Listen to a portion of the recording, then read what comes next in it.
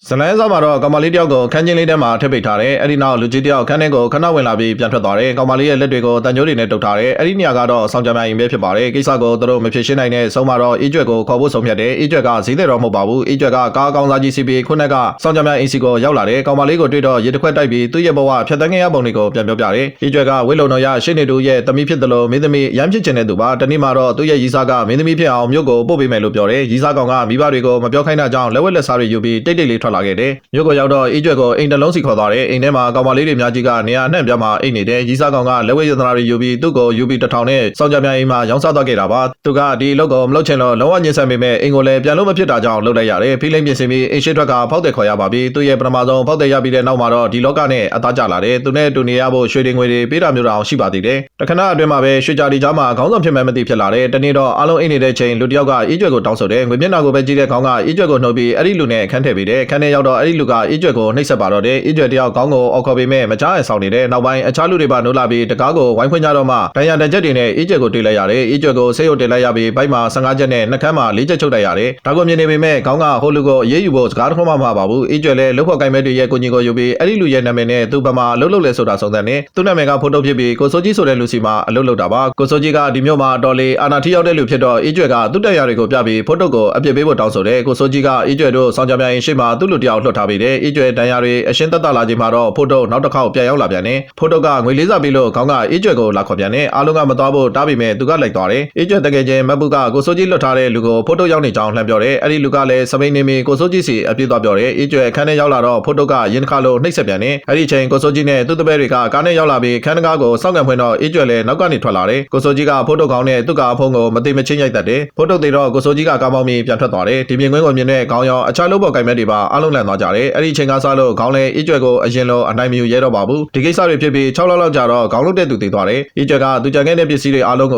ုအညီအမျှခွဲပေးတယ်။အခြားသူတွေအားလုံးကအေးကျွက်ကိုတညီတညွတ်တဲ့ခေါင်းဆောင်ခံတယ်။ဒီအကြောင်းတွေကိုအေးကျွက်ကခန်းထဲကကောင်မလေးကိုပြောပြနေတာပါ။ပြီးတော့အဖြူရောင်နဲ့အနက်ရောင်ချွတ်ချင်နှလုံးကိုထုတ်လိုက်ပြီးအဖြူကိုစားရင်ဒီမှာဆက်နေရမယ်။အနက်ကိုစားရင်သေရမယ်လို့ပြောလိုက်တယ်။အနက်ကိုယူပြီးစားလိုက်တဲ့ကောင်မလေးရဲ့ဆုံးဖြတ်ချက်ကိုမြင်ပြီးအခန်းထဲကခေါ်ထုတ်တယ်။ခေါင်းကိုခလေးမလေးကိုအိမ်ပြန်ပို့ပေးဖို့ပြောတယ်။သူ့ကိုရူပီ1000ပေးဝယ်ထားရတာလို့ပြောတော့1000ပေးဝယ်လိုက်တာကောင်မလေးလည်းလွတ်လပ်သွားခဲ့ပါပြီ။အေးကျွက်အခုလောအကိုင်တွေအဆင်ပြေနေအောင်နောက်ွယ်ကအကူညီပေးနေသူကတော့ကိုစိုးကြီးဖြစ်ပါတယ်။ကိုစိုးကြီးကမွေးသားညီမလေးအေးကျွက်ကိုအရက်ရောင်းခွင့်ပေးပြီးကားအသစ်တစ်စီးပါလက်ဆောင်ပေးတယ်။တနေ့အေးကျွက်အင်းကြီးအနေကြအချုပ်ဆရာကြီးကသူ့ရဲ့မြစ်ဖြစ်သူမောင်တင်ကိုအေးကျွက်စီခေါ်လာပြီးမိတ်ဆက်ပေးတယ်။မောင်တင်နဲ့အေးကျွက်လည်းအင်းကြီးကိစ္စတွေကိုအကြောင်းပြုလို့ယဉ်နေသွားတယ်။နောက်ပိုင်းချစ်သူတွေပါဖြစ်သွားပြီးမောင်တင်ကအေးကျွက်ကိုလက်ထပ်ချင်လာတယ်။အေးကျွက်ကသူတို့နေမြေရွေးကောက်ပွဲကိုဝင်ရွေးခတ်မှုပြင်နေတယ်။သူနဲ့ပြန်ရမှာကအဲ့ဒီနေမြေမှာနှစ်ဆက်တိုက်ဥက္ကဋ္ဌဖြစ်ခဲ့တဲ့တန်းတင်နဲ့ပါတန်းတင်ကအေးကျွက်တဲ့လုတ်သက်လဲပိုရက်တယ်လို့နောက်လိုက်လဲပိုများတယ်။တန်းတင်ဘင်ကုန်းချွေမဲနေအေးကျွက်ကလမ်းထဲမှာပိတ်ကားနဲ့ရုပ်ရှင်ပြပြီးလူတွေကိုစိတ်လွှဲတယ်။တန်းတင်ကတော့သူ့စီဘသူမှမလာလို့ဒေါသတွေထွက်နေတယ်။အေးကျွက်ကအိမ်ပေါ်တက်မှာလေ့ကျင့်ခန်းလုပ်ပြီးအဝတ်တွေသိမ်းတော့ဂျောင်းထဲမှာလှောင်ရင်နဲ့ထက်တာခံရတဲ့မိဝိုင်းကိုတွေ့လိုက်ရတယ်။မိဝိုင်းရဲ့မိကိုတောက်ခေါက်ခိုင်းပြီးမိဝိုင်းရဲ့နာဂတ်တွေစဉ်းစားတယ်။မိဝိုင်းကအသက်15နှစ်ပြည့်ပြီမို့ဒီမှာဆက်ထားရင်အေးကျွက်တို့လိုဖြစ်လာမှာဆိုလို့အိမ်အောင်ချပေးဖို့အစီအစဉ်နဲ့အေးကျွက်ကမိဝိုင်းမိကိုခေါ်ပြီးမောင်တင်မိဘတွေနဲ့ပါမင်္ဂလာကိစ္စပြောကြတယ်။မောင်တင်ကသူနဲ့အေးကျွက်ကိစ္စထင်ပြီးပြောနေပေမဲ့တကယ်တမ်းသူတို့သမီးကမိဝိုင်းမသိလိုက်ရတော့စိတ်မကောင်းဖြစ်သွားတယ်။မောင်တင်မိဘတွေကမိဝိုင်းနဲ့မပေးစားနိုင်မှုလုပ်နေလို့ရွှေတွေပြစ်ထထားတဲ့ဘန်းကိုပြလိုက်မှသဘောတူလိုက်ကြပါပြီ။ဒီမင်္ဂလာပွဲကမိဝိုင်းအတွက်လည်းအဆင်ပြေအေးကျွက်ရဲ့ရွေးကောက်ပွဲအတွက်လည်းအဆင်ပြေအောင်စီစဉ်လိုက်တာပါ။ရွေးကောက်ပွဲမှာအေးကျွက်အနိုင်ရပြီးအဲ့ဒီနေမြေရဲ့ဥက္ကဋ္ဌဖြစ်သွားတယ်။သူဥက္ကဋ္ဌဖြစ်ပြီးချင်းပဲသူ့ကိုယ်သူကွန်ပျူတာအနေနဲ့ရွှေသွားဆိုင်တယ်။ပြီးတော့တရက်ကွက်လုံးကိုအာနာနဲ့ဒီကြော်ညာလေးကိုကြည့်ခိုင်းတယ်။ယာတို့ကြီးရထားလေခေါင်းစားရလေပါပဲ။အေးကျွက်တို့ရွှေကြာရက်ကွက်ကိုဖျက်သိမ်းဖို့လူထုကဆန္ဒပြနေကြတယ်။ရွှေကြာရက်ကွက်ကြောင့်အနာကကျောင်းမှာတက်တဲ့ကျောင်းသားတွေမှာစိုးကျိုးတွေပဲဖြစ်လာစေတယ်လို့ဆိုဆွဲတယ်။ကိုစိုးကြီးက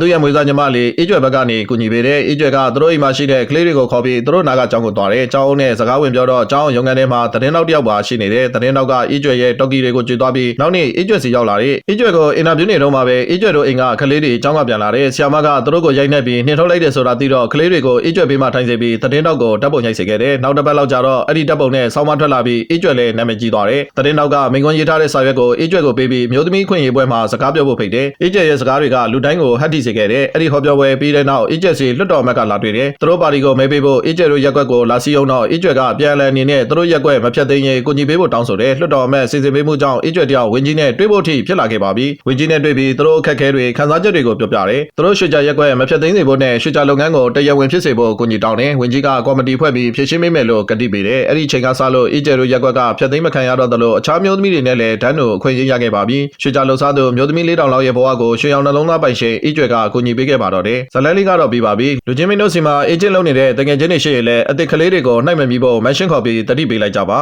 အဆုံးထိကြည့်ပေးတဲ့အတွက်ကျေးဇူးတင်ပါတယ်